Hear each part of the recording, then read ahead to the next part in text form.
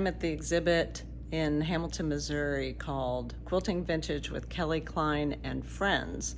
And this is an exhibit of 18 quilts and pieces of my own and then friends of mine that work with vintage linen. So I'm going to take you around the gallery real quick and give you a look at each quilt. All right, here we go.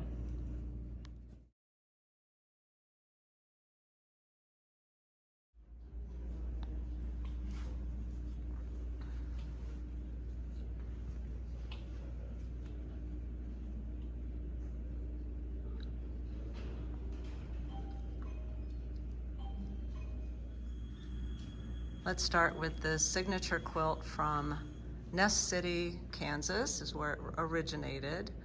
It was found by me, it's my quilt. It was found at Faithful Remnants Fabrics in Wichita, Kansas, and I quilted it. My friend Vicki Hull did the genealogy on it.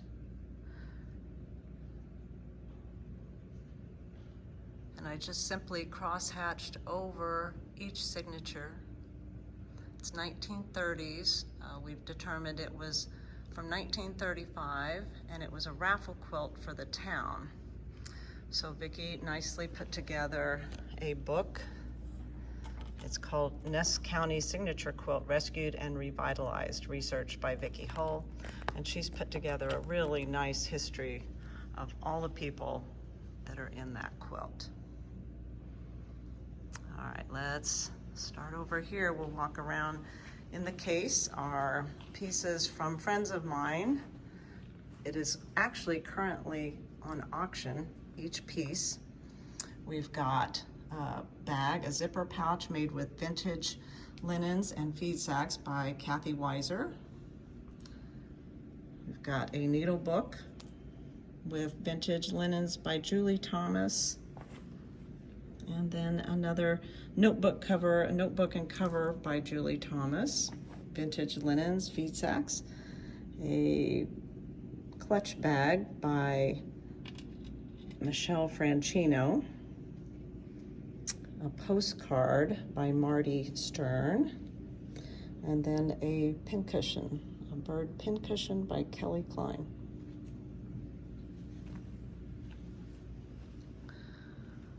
Okay, this quilt was created by Bonnie Fisher. She took sampler pieces, cross-stitch, and put them all together using a log cabin pattern. She just improv pieced it. These were mostly pieces from her mother, Mildred, and then she filled in with a few others that she took out of frames and just found along the way. It's called Remembrance is the Sweetest Flower That in a Garden Grows by Bonnie Fisher.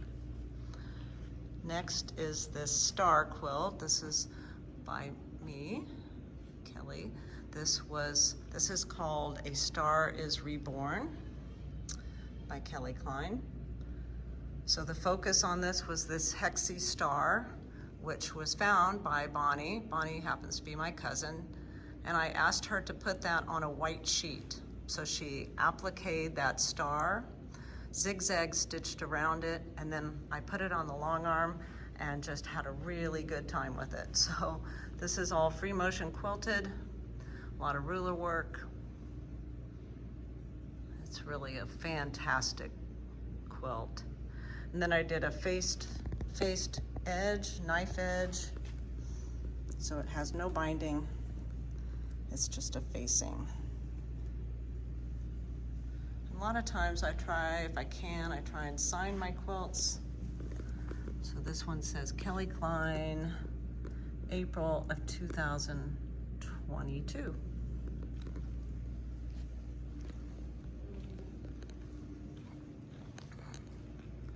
This quilt is by Allison Aller. It's called Her Hands and Mine. Allison likes to take an original quilt and then add parts and pieces with lace, doilies, vintage fabrics, and then she makes it a functional quilt. I love what she does. Like this was originally, I believe, a double wedding ring quilt, and then she added hexies in there, some Dresden plates, lace, all kinds of things.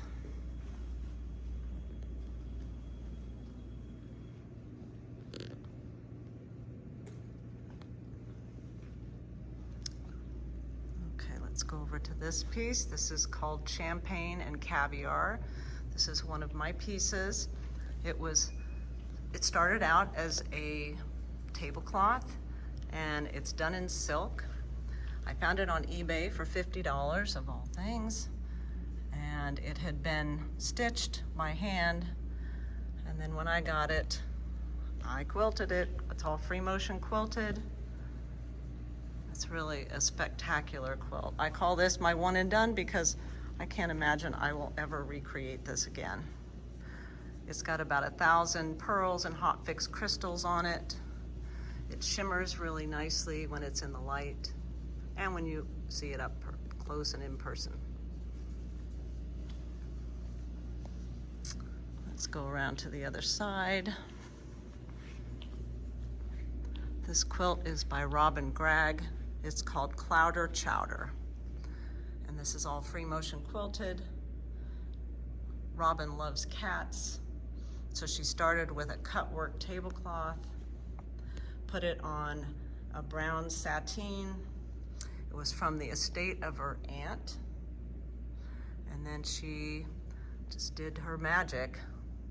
If you look closely, you'll see all these cats, and it's all freehand work. She's done a lot of thread painting in there to make those cats pop. How about that? Isn't that the sweetest thing? Okay, and behind us is another one by Robin.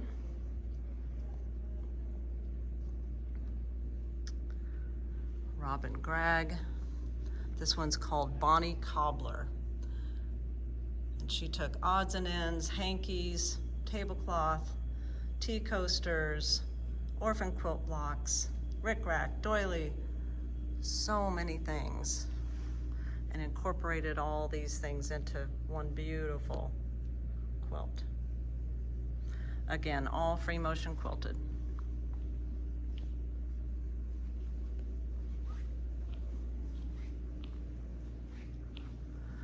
This quilt is by me, and it's just called a hanky quilt. This was started on a maybe 50s, 60s tablecloth, and then I mounted hankies on top of that, and then worked it out on my long arm. So I've got my Kansas hanky right in the middle, and then about 20 to 25 found hankies on the rest of the quilt. This is a mix of free motion quilting and using some digital designs from my long arm computer.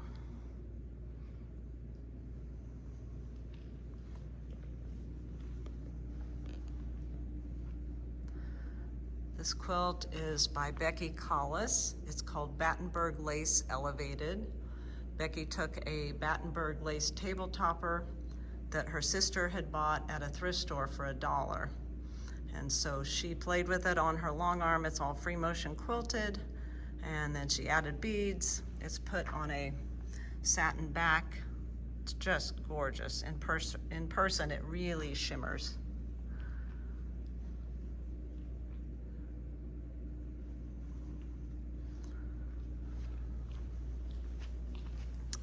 Okay, let's go over to this collection.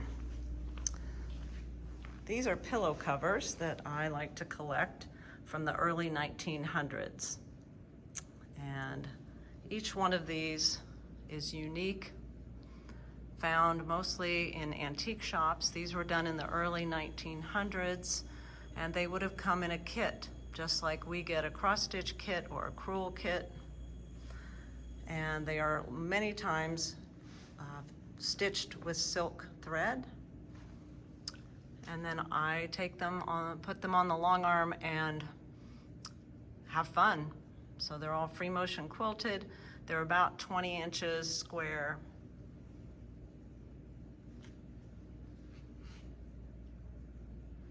Each one's a little bit different size, but they were created to be a pillow. And I've amassed a pretty good collection of these. This is a small sprinkling of what I have quilted so far. This beautiful quilt, again, is by Bonnie Fisher. It's called In Memory of Mom. Bonnie's mother, Mildred, was a prolific handwork artist, and she created all of these pieces. Bonnie put them all together in a churn dash block to have a memory of her mother. And then she had a friend embroider all kinds of important dates, her kids. She used dresser scarves, pillowcase ends, all kinds of different things that her mother had created. So this is a wonderful piece of history.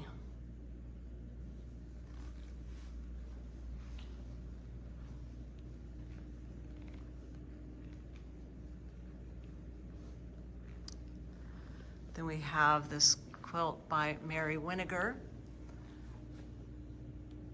This is a piece that Mary took all kinds of pieces from her mother, her grandmother, her aunt that were embroidered, crocheted. This is a piece that Mary made when she was in grade school, she says. So lots of memories in that. She calls it memories. So just a family history right there. And it was based on a class that Rhonda Dort, who is right next door, Rhonda Dort teaches a free class on Facebook. It's called 1914 Boehm House Vintage Linens Classes. She has taught, oh my goodness, I think 6 classes on that Facebook page. You can join it, you can ask to join, and you can go to files and see all of the patterns. I'll give you this so you have. And you can follow Rhonda on Facebook. So this is a collection of many pieces of women's handwork that Rhonda has beautifully collaged together.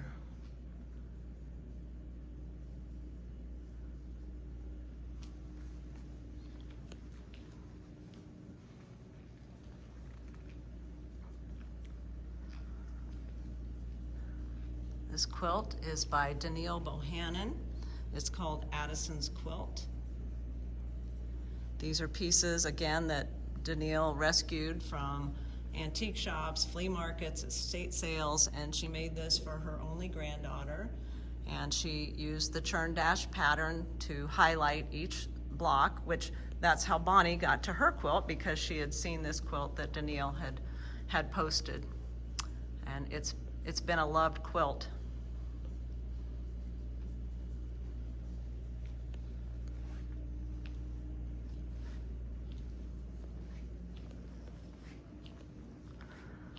This piece is mine, and it's called Ode to Talene. This was a pattern that I saw my friend Talene Jeffrey from Lady Jane Quilting had created this pattern, and I needed to quilt it. So I found a cut work tablecloth and thread painted. Thread painted, added a tatted edge, lots of beads.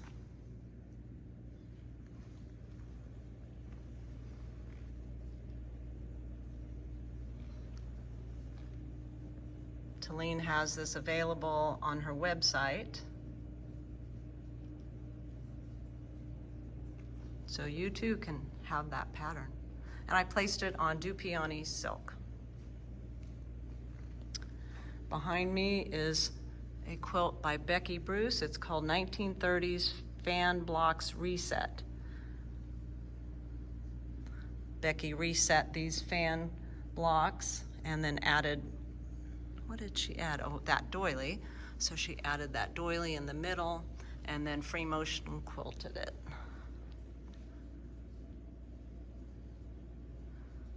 really great idea of a way to reset fan blocks. It doesn't all have to stay traditional. That's the story of this exhibit. This is by me. It's called Stirring the Coffee #2. I had the honor to quilt this first for Mary Kerr for her book Twisted, and after I quilted that, I decided I needed to do one for myself. So Mary had created the original quilt, put Dresden plates on a white piece, and then she handed it to me to long arm, and I decided it needed to be very modern, very simple. So I did spirals around the Dresden plates, added straight line quilting, and this cool little shadow of the spirals on the side. You can find the original quilt in Mary's book, Twisted, and that exhibit shows up in a few places around the country. This quilt is by Jill Coleman. It's called Double Wedding Ring. Maker is unknown. She found this unfinished top at an online auction. And then she worked her magic. Jill does all free motion quilting. She lives in Pennsylvania. You can find Jill on Facebook at Jill's Quality Long Arm Services. Absolutely beautiful.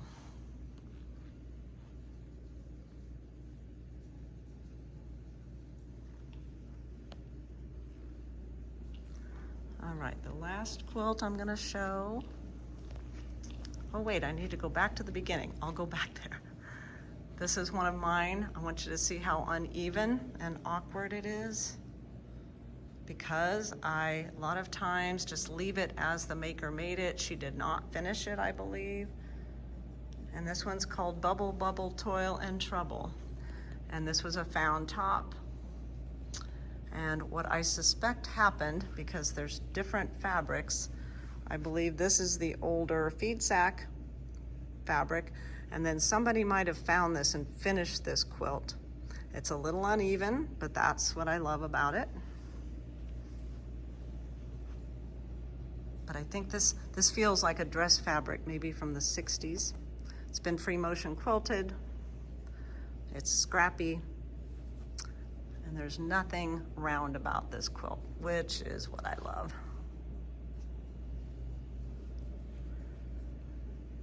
They have this really nice display of old machines up there on the stage. This was an old auditorium.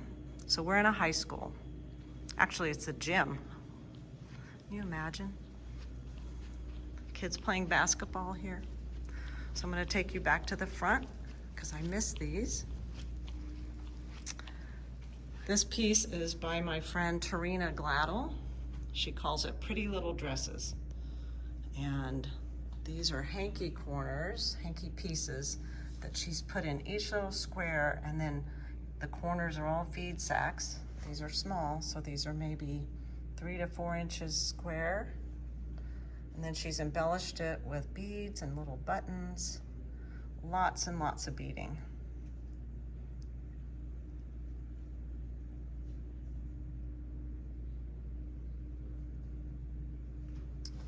I think this is just a sweet, sweet piece.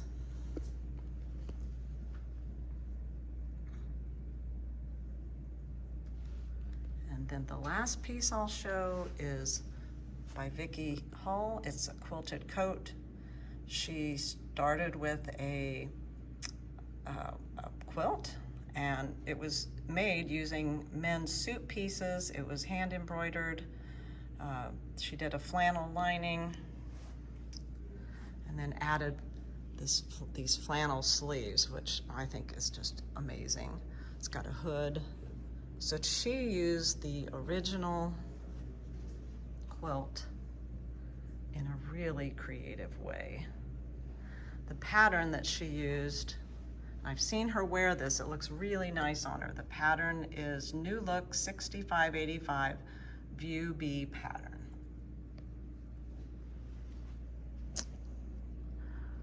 I hope you enjoyed the exhibit, everybody. If you get a chance, visit Missouri Quilt Museum. They always have fabulous exhibits. They've got exhibits that stay all the time, and then they have fresh exhibits. Hamilton, Missouri, if you get to Hamilton, get over a couple blocks to the museum.